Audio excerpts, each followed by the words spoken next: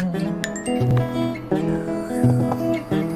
y'all, from the West Tennessee Delta Heritage Center and Tina Turner Museum. Where else can you find 5 museums collectively telling you all about the Tennessee Delta, especially music? Did you know Tina Turner is from here? We've got her one-room schoolhouse and it's filled with her costumes. Bluesman Sleepy John Estes' home is here too.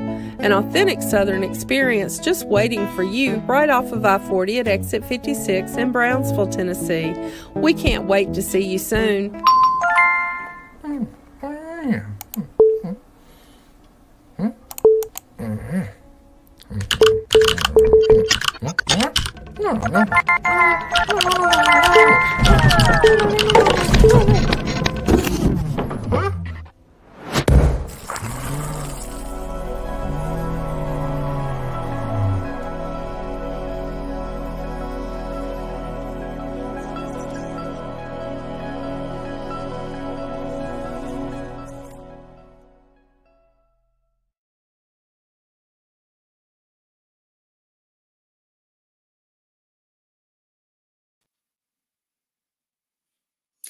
Good afternoon, everyone. My name is Bethany Hawkins, and I would like to welcome you on behalf of Humanities Tennessee.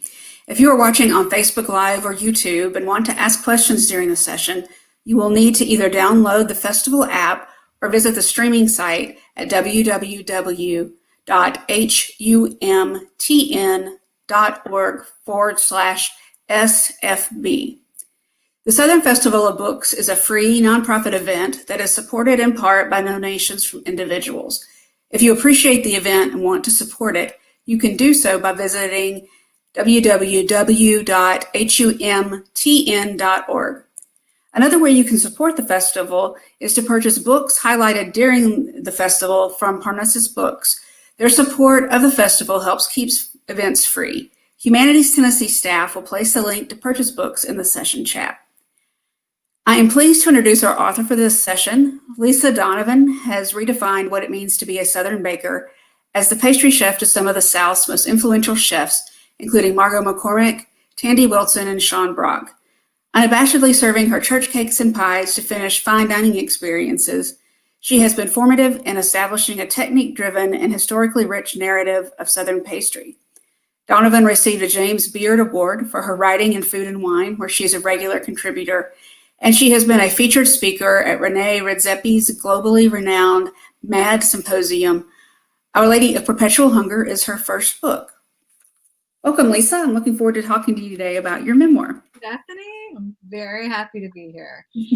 I was in an earlier donor session, and I was telling the women there that when I got my book deal and when we started talking about, publicity and things, I said, I just want to make sure I do the Southern Festival of Books. It's my favorite festival. And I've been, it's a real treat to be here because I have been an attendee for some time, maybe since one of the first ones even. I'm not sure when it all started, but it's a sad thing that we can't be wandering the space, the courtyard space, but this is also kind of a nice treat. So it's nice to meet you. I'm glad to be here. Yes, that's great. Well, I got to read your book and I really, really enjoyed it. So I'm going to start off with some questions. The folks who are listening, please put questions in the chat and we will get those to Lisa as well. But the first thing that I wanted to ask you about was the title of your book, Our Lady of Perpetual Hunger. That is a really interesting title. How did you come up with that?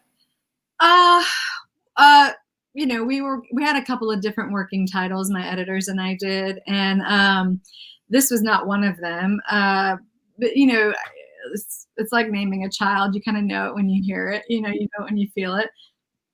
And I was really trying to sort of speak to, in the book, I talk a lot about my upbringing in Catholicism. The Virgin Mary makes, a few appearances in my upbringing as well, and in the end of the book as well. And that kind of Catholic vein really sort of weaves its way in and out of some of the stories in the book. And so, and it was a really significant part. When you're raised Catholic, the Virgin Mary is a very significant part of your praying. And as a woman that comes from Mexican women, it becomes even sort of a more heightened significance somehow. And this sort of matriarchal feel in our family was really a rich one. So there were lots of those kinds of reasons. Once we discovered it, it spoke to both that and this hunger that I think keeps appearing in the book. But it technically came about just because one night I was, we had already had family dinner, and I came back to my desk to do some writing, and I walked out, back to my kitchen at about 10 o'clock, and I just made some offhanded comment about how I was somehow hungry again. And the words literally just fell out of my mouth. And I said, damn, I'm like Our Lady of Perpetual Hunger to my husband.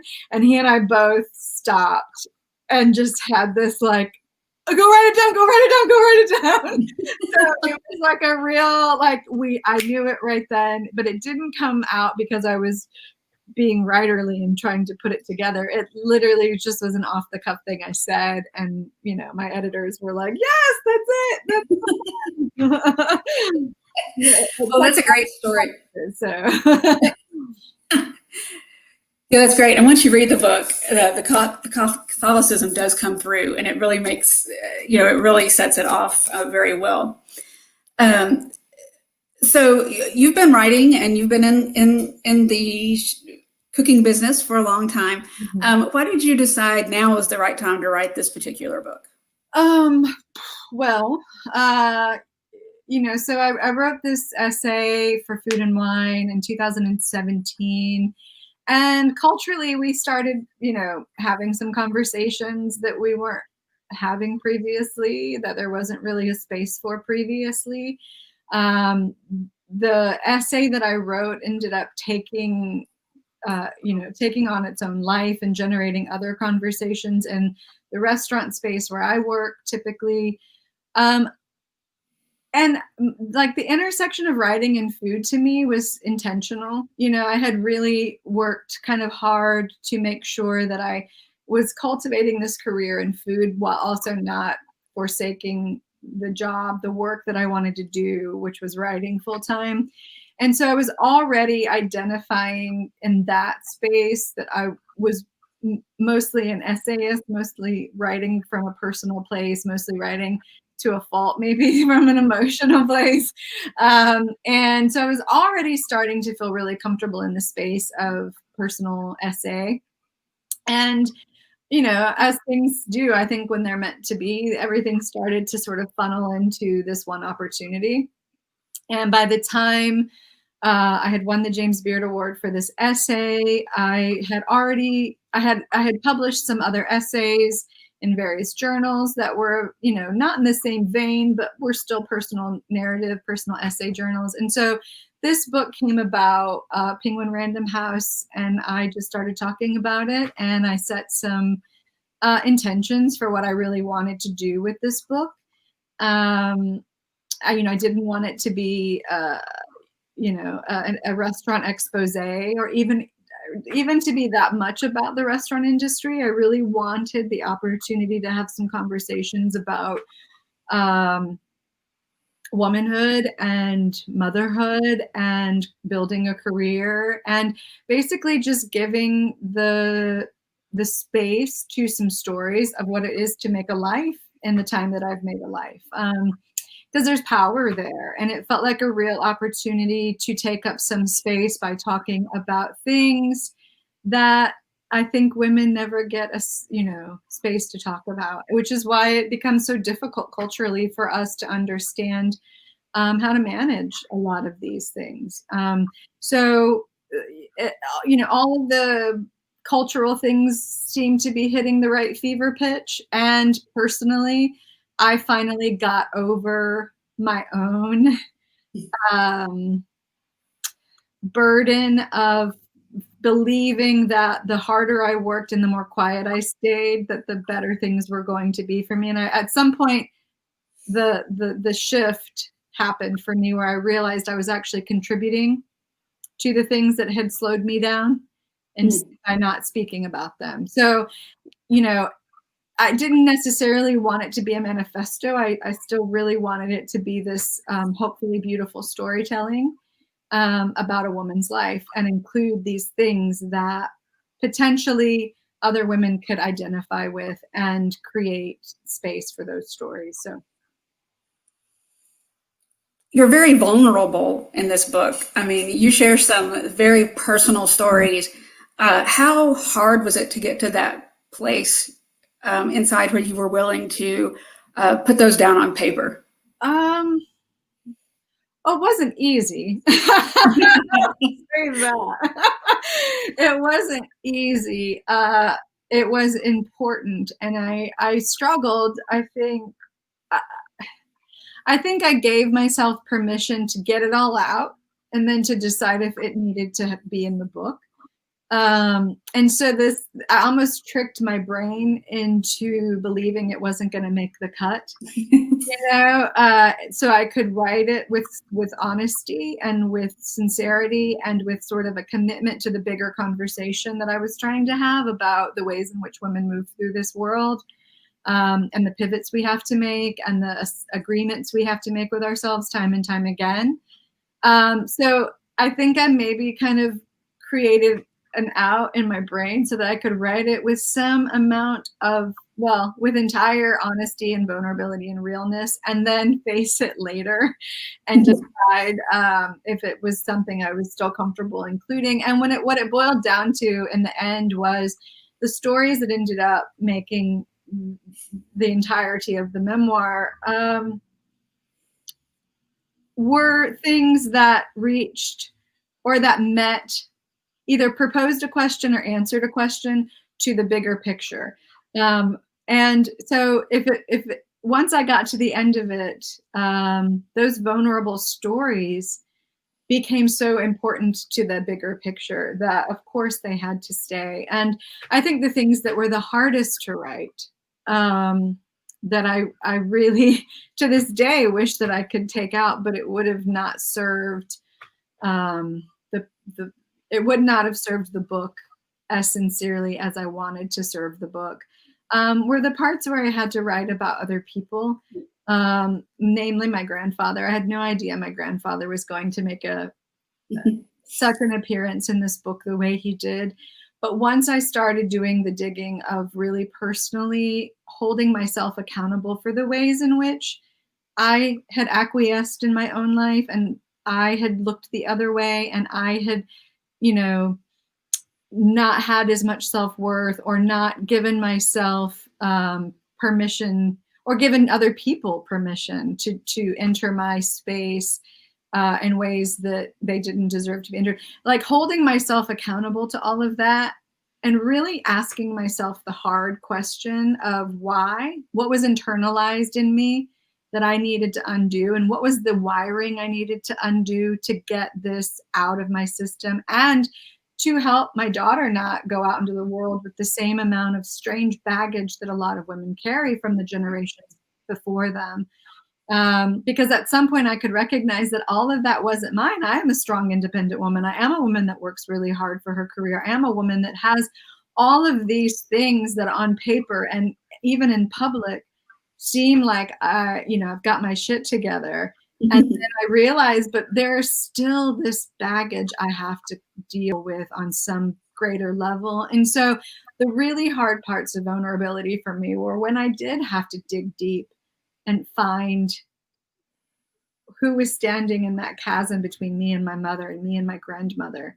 Because what I really wanted to do is create a bond and create a bridge between the things I thought I had to give away to be successful, and the things that were never going to let me be, that we get from our mothers and our aunts and things like that. So I think the hardest part of being vulnerable was when I had to get real deep there with my family. That was the hardest part. Talking about rape and abortion felt like a priority, and felt so important culturally to do, to almost, to make the point of giving it language, because so often we never get to talk about these things in the space of our culture. And they're, interpreted in our culture in really dangerous ways for women. So that felt easier because I understood wholly the purpose of why I really wanted to give a voice and give language on a page to that. The other stuff was a little trickier, a little like still is. Yeah, I thought you did a good job in the book of weaving personal with professional as it appeared in your life, because for women, they become one and the same. You can't really separate. And so you write in the book that, quote, no one ever tells you how lonely being a woman who is dedicated to her career, either by choice or necessity, will be. So how was that true in your career and in your life? To no one's fault. Like it's just sort of the way it is. I prioritized my goals and I had a family to raise all at the same time. And there was this great community that I knew that if I just had a little more time to be a part of was there waiting for me. So there was no rejection. There was no, there was nothing that, no doors keeping me out, but you have to make choices. And even, life is a series of choices and you be happy in all of them if you can. So there was not a lot of grief. It was just, I started to wonder if I was ever going to connect to women the way that I saw other women making connections. Because my own personal experience and my own series of choices created a space where I was working or I was having a family. And in my working space, I didn't have a lot of women, especially once I got to the kitchen. I actually cultivated two of my most important relationships from when I was a server at Margot. Two of my very best friends, we met there and we're still to this day. One of them is my daughter's godmother, and the other one is my daughter calls her grown-up best friend. So these are two women that are now my sis, like they are family to me. So I met them in the scope of the restaurant industry. But once I got into a kitchen, it was a really masculine and, sometimes occasionally very toxically masculine space. And then I would come home and I would, I've created a nice home and it feels warm and lovely, but there's also no space for me in that zone. I'm a mother, I'm a wife, and so I started to have these feelings in my 30s of just knowing I needed to sort of really honor the fact that I wanted female connection. And I saw a lot of other people, women who had reached out to me, having it with each other, and I just never had the time, the wherewithal, and maybe also not the skill. I'm an Army brat. I don't necessarily come equipped with tucking in and digging in roots, so that has also been a little bit part of it.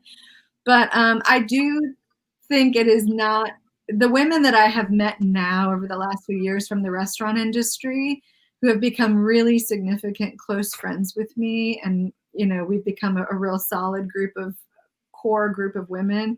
They have the same experience, like they were building these restaurants or building these careers, or and actually none of them have children. None of my closest friends have children. But I guess I just always felt like I was in that strange in between purgatory of like the women I met with kids. I didn't have a whole lot in common with because they didn't have careers. And I was even a little envious of all the time they got to spend with their kids. And then the women I met in my careers didn't understand what it was to have a family. And so there was always this sort of strange, I just didn't really feel like I'd ever met anyone that could identify. So I kept having to bifurcate my life. I have friends here and I have friends here. And then eventually, I discovered this sort of community of women and we all found each other. And I realized upon meeting these women that, your women are out there, your friends are out there, your group of people are out there. You just sometimes take some time to find them. And I did start to wonder if I'd ever get there. And it is isolating, you know, it's really isolating when you know, are either or. I mean, just being a mother can be really isolating, and just being a careerist can be really isolating. And then you put the two together and you're like, I have no friends. Yeah, I completely understand. I travel a lot in my job, and so I understand there's that dichotomy. I thought one of the stories that you told that stood out to me was you had children while you were working with Margot McCormick. Yeah, McCormick, and then you ran into her later when she had a child. Mm-hmm. And she like grabbed you in the grocery store and says, "I don't see how you did it." So I think it's interesting how our perspective changes, once we're trying to juggle all that, because it becomes so much more complicated. It really does, and it's so nice, whenever that happened, one of my closest friends who was a server with me, I met at Margot's restaurant, was with me when that happened, and she and I revisited it again just to sort of say like, and I remember us talking about, because we were so excited about the ways in which we saw our former boss's life changing, and it was really a beautiful thing to see. But yeah, it does feel, like, especially when you're working in an industry where everyone's so young and single, and being the person with 2 kids feels sort of, like a real chink in the armor. And so you don't really, have the ability to fold in the way that everyone else gets to fold in, which can be, seen as an obstacle in the restaurant industry when everyone's, they've basically got this job, and it's, they can prioritize it in a way that you necessarily can't socially. And so the restaurant industry is just tricky that way, though. Like, the restaurant industry is a lot more there's a little more entanglement, I think, there between your personal life and your professional life. So it was an interesting field to navigate with 2 kids. I can imagine. We do have a question from the audience. The question is, do you see the Me Too movement creating positive change in the food community? Oh yeah, I mean, I see it creating positive changes in a lot of communities, and it's not just the restaurant community that needs that awakening. I think everyone is having these conversations about the ways in which, women are, have to work and struggle to create careers that, men just kind of get handed. And then I think the conversation has to take another step up and talk about the ways in which people of color and Black people are definitely further marginalized in that space. So, I think the thing that is so incredibly important to me to talk about whenever those conversations come up is the disparity between business loans and how many restaurants get opened by women and get funded for women in this country. And if you look at the Small Business Administration,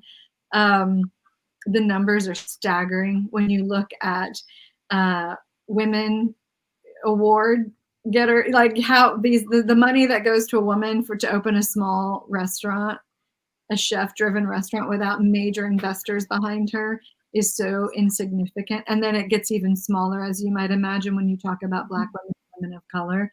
And I mean, it's a fragment. It's just such a small percentage. And so it becomes less a conversation for me about the TDM of the day-to-day and the Mario Batalis. That's a whole different conversation for me, are the nefarious, horrible men that are being held accountable for these terrible acts, that they had too much power to begin with. But the best way to fine tune that conversation is to say, well, why did he ever have that much power? Well, he had that much power because he had a bunch of wealthy investors who were basically willing to give him any amount of money to do whatever he wanted. And he built an empire upon that trust and that money. And he created a system. He not only then perpetuated this system that keeps women and people of color down, he then abused his power within that. And so for me, if you really want to have a conversation about the ways in which the Me Too movement hopefully will forever change the restaurant industry, it's that you start to really think about who is being funded and how. And, you know, I mean, the fact that women can't get funded to open a restaurant, and it's so difficult for women to get funded to open a restaurant in this country, is bizarre to me. But a lot of that rests in the way that we culturally want to build our restaurant culture and system. So it's yes, I see it changing, but I also think that there's a bigger conversation there about what we value in this culture and who we fund and who we help support when it comes down to our community. And you know, I hope some people who run banks are watching this, because I've sat in a lot of bank offices with a really solid business plan. And I know that if I looked like Sean Brock and I had the bravado of that kind of, you know, person, and, you know, I definitely have the pedigree, and I definitely have the vision, and I definitely have the, you know, the P&L to prove that it's a good business model. It just takes a little longer because I value employees, you know, pay them more. But knowing, you know, I've sat in a lot of bank meetings and I've been told no a lot. And it's happening to women I know right now, you know, in Nashville, who deserve to be funded. And so that's the conversation that I think we really have to start talking about: money, who gets it, and why. And that will be the ultimate change, I think, in the restaurant industry. Yeah, you teed that up really nicely for my next question. You speak a lot about pay inequity for women in your book, and you just kind of addressed it in what you were saying there. But you also point out it's especially hard for married women. And I've experienced that in my career, not only in pay, but as justification not to offer health insurance or you know, other benefits like that. And you write about working for Tandy Davis, and you say, quote, "I'd been giving Tandy credit as a cool boss who let my kid hang out during my work hours. But really what it boiled down to was that I was not being compensated reasonably enough to justify my job there if I could not even afford proper daycare for my kid." And then later you add, "I know with every fiber of my being that my work and focus and discipline would have skyrocketed if I had had to worry less about juggling money and family issues with my work life." Can you talk a little bit about why these practices are so harmful for women? Yeah, they're, you know, they're damning for a lot of reasons. They're damning if you're trying to build a career, which I was. They're damning if you're living on that weird margin of poverty, potential poverty, where you have to make money and you recognize that you're working enough to make a third of what you need, because much of it has to then get paid out to daycare. And you know, I think this becomes a larger conversation about what we value politically and culturally, and some decisions that we have to make at the voter booth, and about who we let run our, you know, our government. I think this has to be a bigger conversation about what we value and supporting the working class. Our working class is completely the least supported class of people. The middle class, I don't, how the middle class, the working class in this country survives is so day to day. And for me, the conversation becomes, why don't we value healthcare in this country? That's a really significant part of it for me. That's a hugely significant part of it. And then that takes it out of the conversation of what restaurants are responsible for. I think there's so much pressure on restaurants to sort of pave the way of responsible ownership, because they're some of the most significant. It's probably one of the largest percentage of independently owned small businesses in the country. So it's the burden of them figuring out how to solve all of these nation's problems for the middle and working class is really untenable. It's really a large burden put on the restaurant industry. I could have been working in other places as well that weren't the restaurant industry and probably had the same burdens of, I'm a mother, I need to work, I want to work, I choose to work, but mostly I need to work to bring this income in. Yet I don't have, I don't have support in the way of childcare. I don't have support in the way of healthcare. Medical bills are piling up on top of us, while the co-op bills from the daycare are piling up on the other side of us. And I have to make a decision every week to either pay the daycare bill or buy food. And, and when you're living in a 2-income home, these kinds of decisions become, really perilous. Say let's just say, I wasn't career focused and wanted to be a stay-at-home mother. Well, we couldn't have. I would have had to have worked to make the amount of money where, we were kind of working on a 50-50 scale. And so that's one part of it. The second part of that is when you take a job as a woman, and there were a lot of these undertones, which I think is speaking more to your question, in this one particular job, the assumption was that I sort of needed less because I was a wife and my husband had a full-time job. And understanding that was the camel that finally broke the straw that finally broke the camel's back for me in that one equation, which was I was cared for, I was respected on some level, my work was appreciated, there was a camaraderie, there was a friendship even, there was a lot of room for me to sort of make it up as I was going. But there was also, I figured out somewhere down the line, this unfair assumption that I was working as a little extra cash because my husband was a professor. Mm-hmm. And my husband had the job, and I didn't need any of the things that the boys working, they clearly needed more than I did because they were men who had households of their own, Mm-hmm. And when that there's a part where, in the book where it is said to me, like, but you'll be okay. And it was meant truly from a place, I think, of the love and understanding, but still the words were said to me, you'll be okay though, because John's doing okay, right? Was such a huge, and that's the reason why I tell that one particular story about having to leave that job, is because it was such a shock to me that I was being viewed as in a different category of need. Mm-hmm. Because I had a husband with a job, and I couldn't believe it. It almost didn't compute. And I'm sure it didn't compute to him at the moment, but the reality was that was the truth of the statement.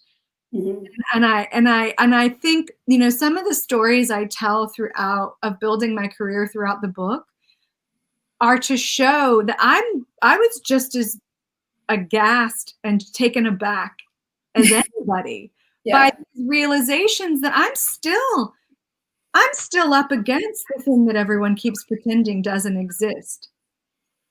And sometimes it comes in the form of a really nice man who's your buddy, and then it's even worse. And then you're even more taken aback because you're like, what the hell are you talking about? No.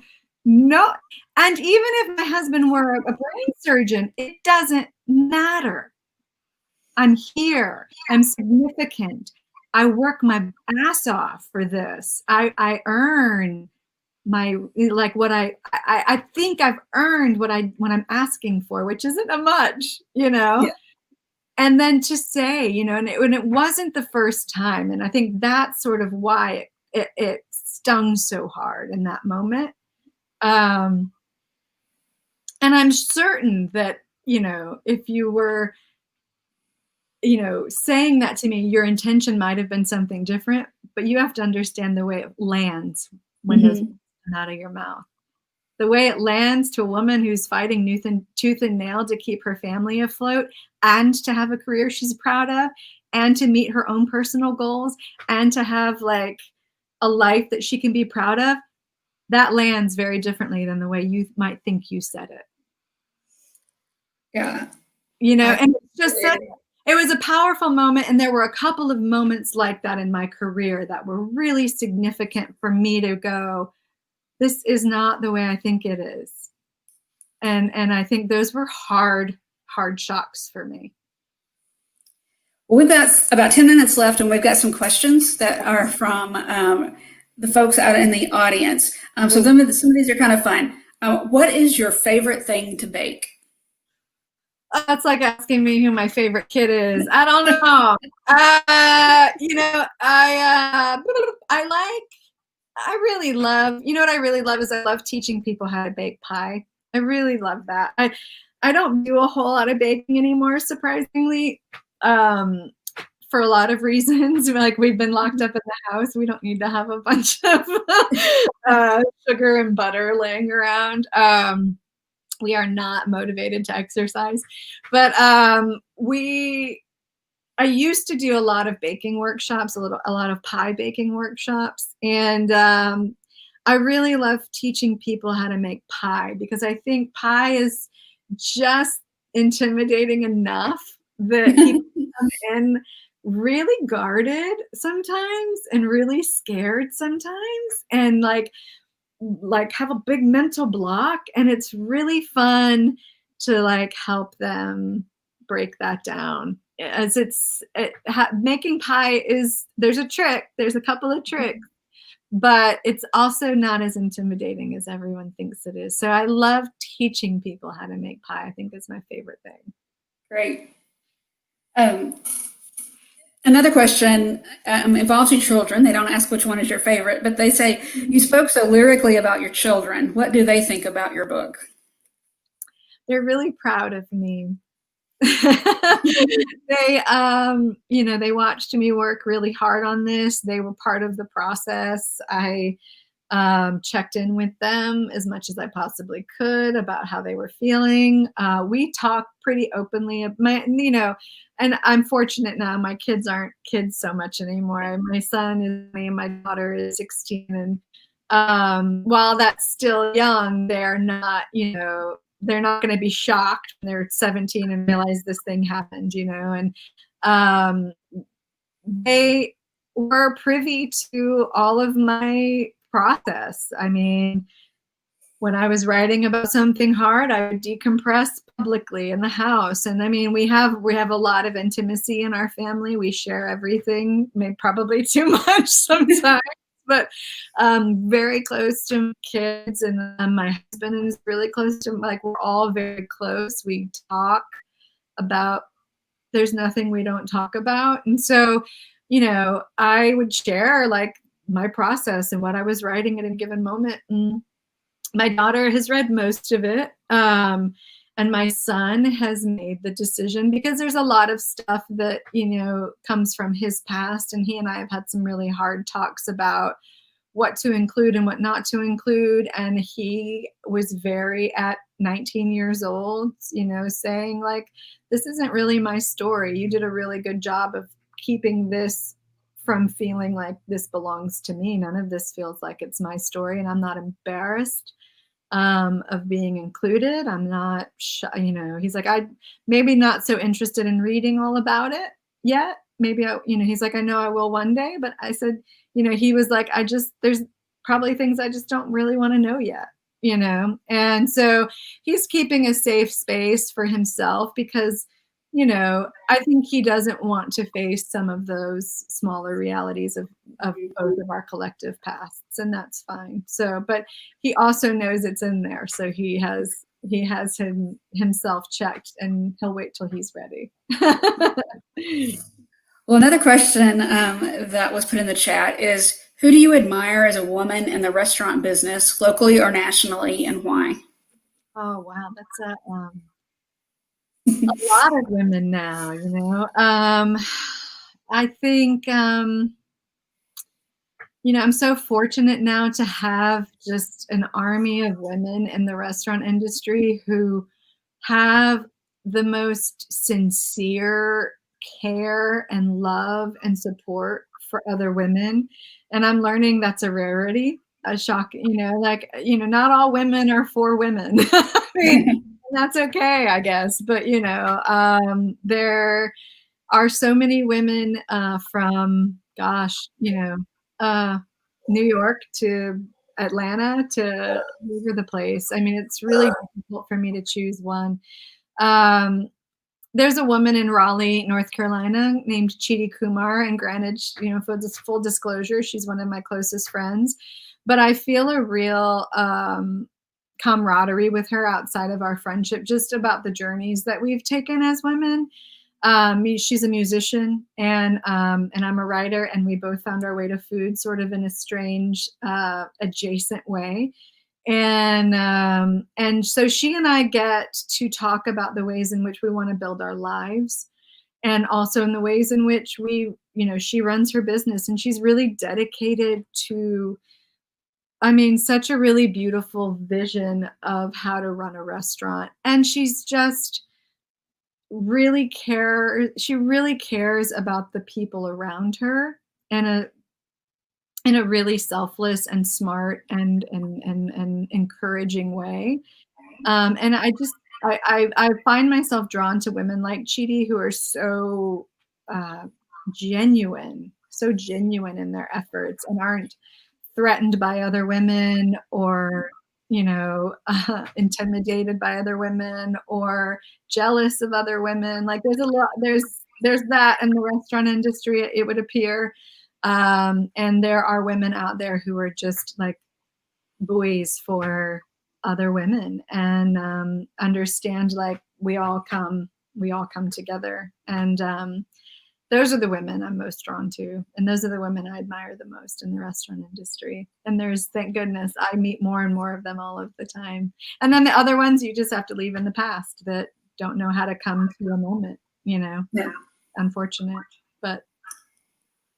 Well, I think we have time for one more question. And there was a question that came in really early, and it was, what inspires you to write? Everything. I don't know. I mean, I have, that's just the way I am in the world. I don't know how else to say it without using cheesy writer metaphors or trite things like that. But like, I communicate best through writing.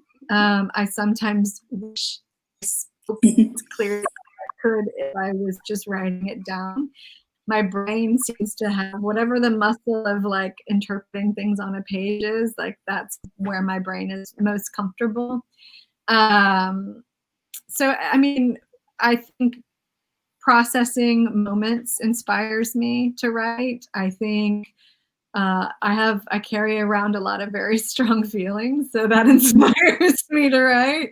I don't, I wish I was a little bit more book smart about the world, and about, things that are political and culturally and historically important. And that inspires me to write, because I think I can communicate a little bit better in that way, because when I get in a room with people who are book smart, I tend to just get really quiet. So I take a lot in, and then I find that space to put it all back out. It's sort of how I digest the world. So everything, truly. Well, great. Thank you, Lisa. I think that brings us almost to the end of our time. This has been a great conversation. I've really enjoyed it.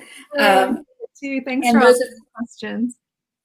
And those of you who are listening to us, be sure that you read Our Lady of Perpetual Hunger. You will not regret it. It was very good. And she's got it. Yep, I've got it too. So there we got two. So yes, you can get that through Parnassus Books, which is the official bookseller of the festival. And thank you again, Lisa. Thank you, Humanities Tennessee, for putting this together. And I hope you all enjoy the rest of the festival.